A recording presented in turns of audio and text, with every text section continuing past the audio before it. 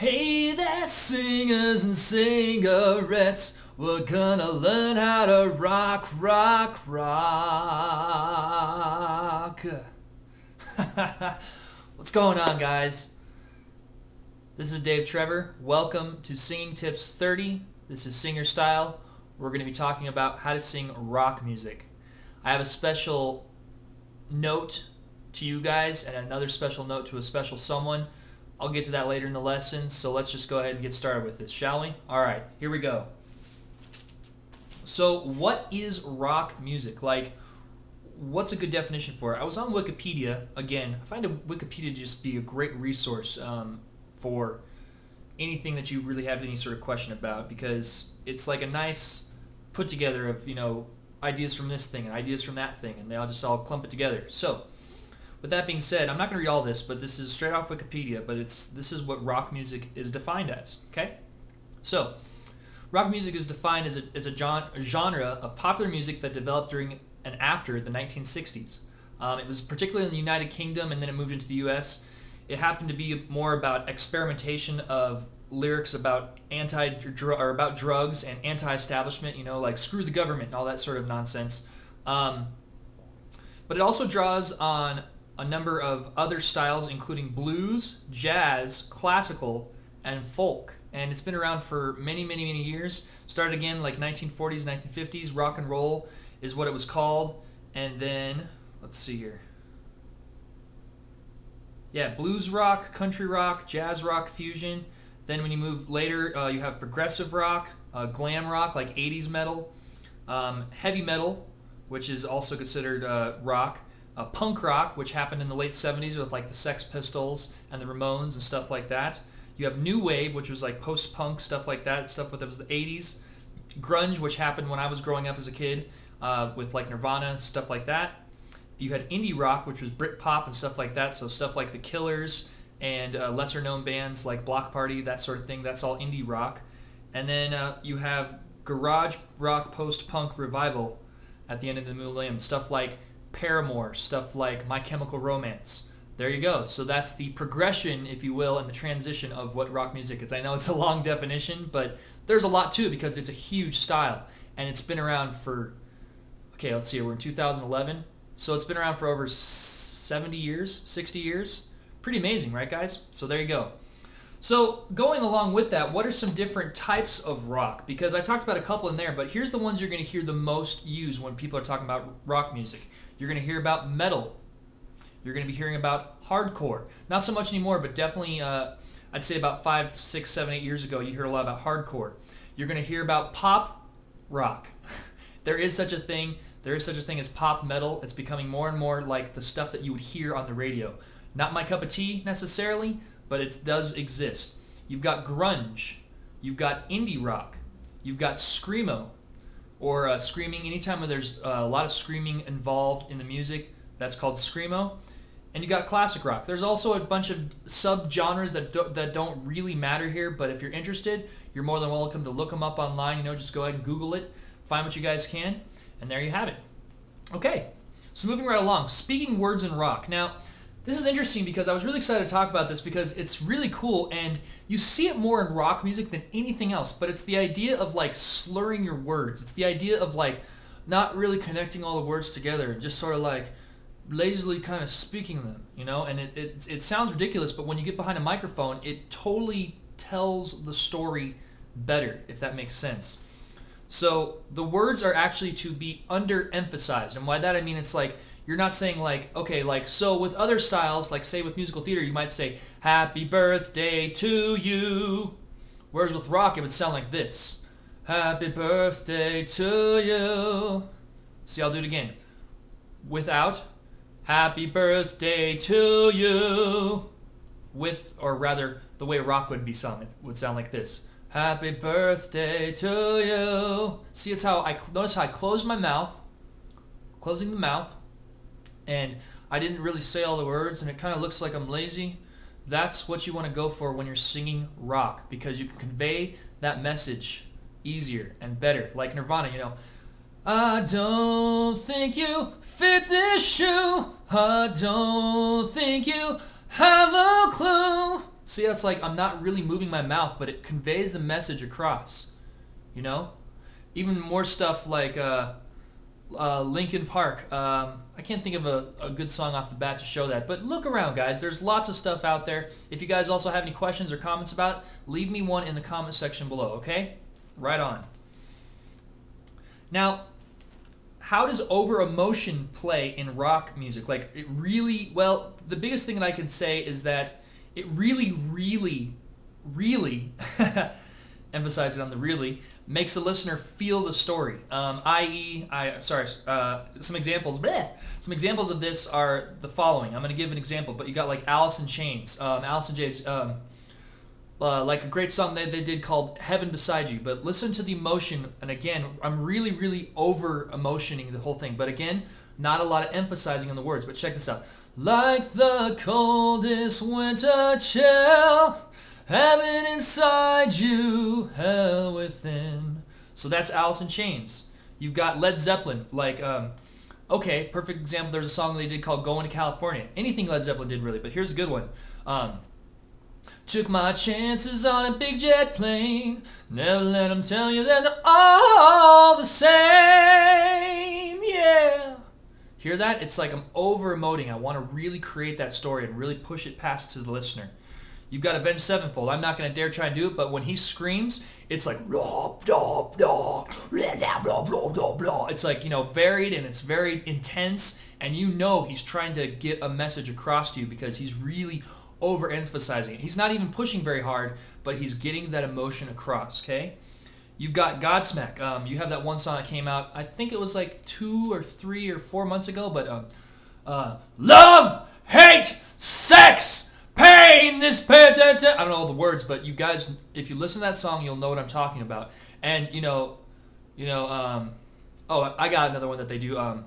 I stand alone inside I. So notice how like those words, they're conveying this message, and all I'm doing is just overdoing them, like I'm overplaying them. That's what you guys want to be shooting for. You've got Skillet, they just came out. Great example. You've got Nirvana, like I said, but another one that they did is, let's see here, who else should I be? All apologies. Notice how it's like I'm closing my mouth, but I'm over-emoting. I'm putting over-emotion and stuff. And if you guys have any questions about emotion and how emotion really plays in with singing, go ahead and look here in the boxy box, and you'll find a lesson entitled How to Sing with Emotion. Okay, guys? Awesome. A couple more examples real quick. You've got 3 Days Grace. Like, I hate everything about you. Why? I can't really sing like him, but it's very over-emotional, again. And finally, Tool. Anything that Tool's done is very, very emotional. All of their stuff. Listen to Tool. Tool's a great example of how to really over-emote as far as rock music goes. Okay, guys? Now, what can you benefit from this particular style? Like, what sort of things are you looking to achieve? Well, the biggest one that I have found from not only performing it, both in rock bands and also listening to it throughout the years, is power. You learn how to really push the words out there. You learn how to really get your message across and really get it out there. And if it's done right with a lot of emphasis on the diaphragm, you'll be amazed what the kind of impact rock music can have on an audience. Because we got to realize with rock music, what you're trying to do is you're trying to hit, you're trying to impinge, you're trying to really knock the viewer out with your words. And that's what rock music does, and it does it better than any other genre from what I've found out, at least as far as like the forcefulness of it. But, well, I guess rap probably does it pretty darn well too. But yeah, that's just something to think about, okay, guys? Control. You can learn to have great control. If you notice, the singers that I talked about, they really have a command of their voice, but it's their own. It's their own style. It's their own unique way of saying the words, of saying stuff. Not all of them are necessarily great singers, but the great thing about rock music is you don't have to be a great singer. You just have to have your own sound. You have to have your own style, and that's what's so cool about rock. If you have a great voice, though, it definitely doesn't hurt, is what I wanted to say on that. Versatility. This is great because what I mean by versatility is you have this ability to sing soft. You have this ability to sing really, really loud. You have this ability to scream and growl and get at the audience. But you also have this this way where you can make it a ballad, and you can make it lovely, and you can make it, you know, about a girl or about losing a loved one and stuff like that. And that's what's so cool about rock, is it's like there's such versatility in it that it just kind of blows me away every time I talk about it.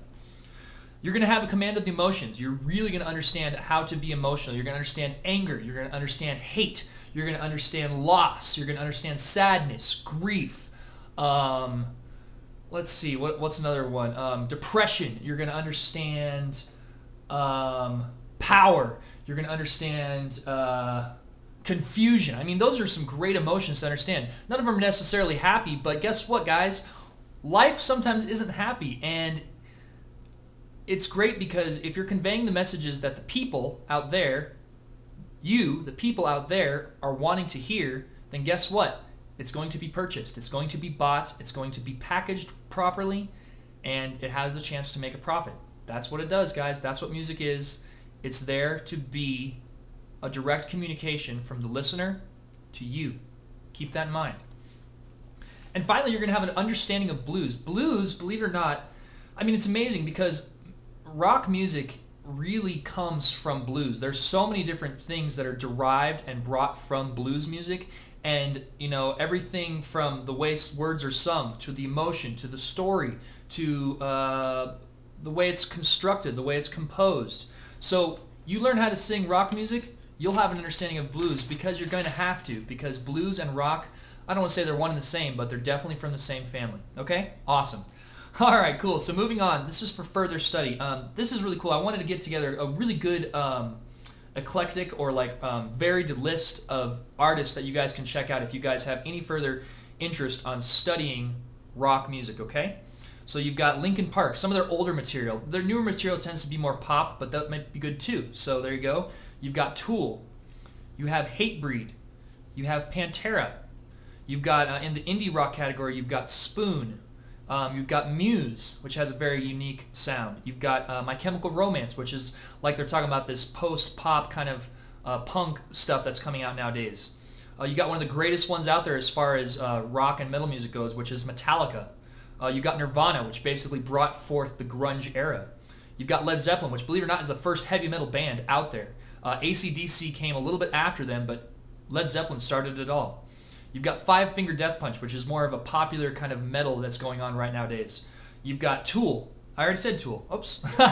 You've got Primus. Primus is a very out there, wacky rock sound, but it just goes to show what kind of style or what kind of sound you can have from rock music. You've got Block Party, which is a really great independent rock band.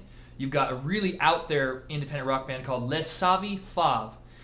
You've got a really great industrial rock band called Fear Factory.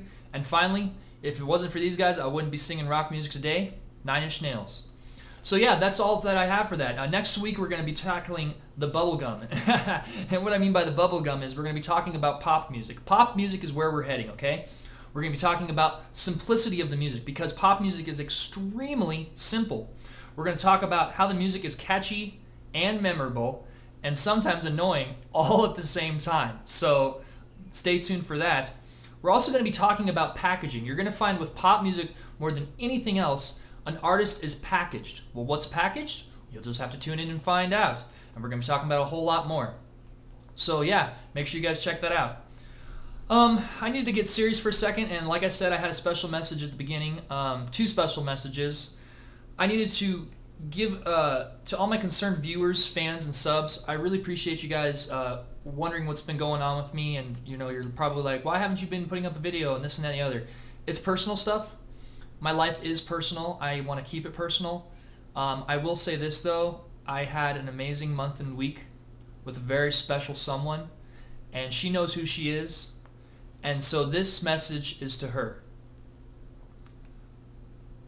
Oh, and before I say it real quick, guys, everyone out there has a life, even people that are on YouTube. So if you don't like this, you're more than welcome to turn it off, but this is very special to me, and you know, sometimes things happen. Doesn't mean I'm going away. I'm not leaving YouTube anytime soon, so you guys can just relax on that, because I still love teaching you guys. I love all the support you guys have been giving me, and I do plan on making this, I hope, a full-time career, because I would love to teach voice lessons again online. So stay tuned, and thanks for understanding.